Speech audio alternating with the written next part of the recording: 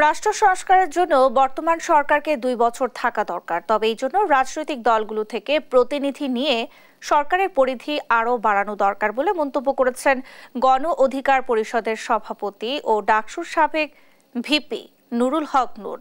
শনিবার রাজধানীর এফডিসিতে ডিবেট ফর ডেমোক্রেসি আয়োজিত বিতর্ক প্রতিযোগিতায় প্রধান অতিথির বক্তব্যে এ মন্তব্য করেন।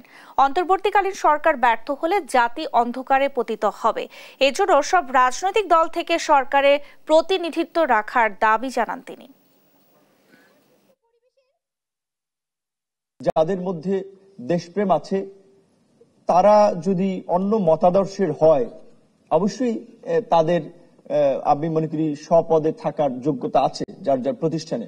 সেখানে অন্যায়ভাবে কাউকে মব জাস্টিসের মাধ্যমে পদত্যাগ করানো, হেনস্থা করা, লাঞ্ছিত করা এটা করা যাবে না।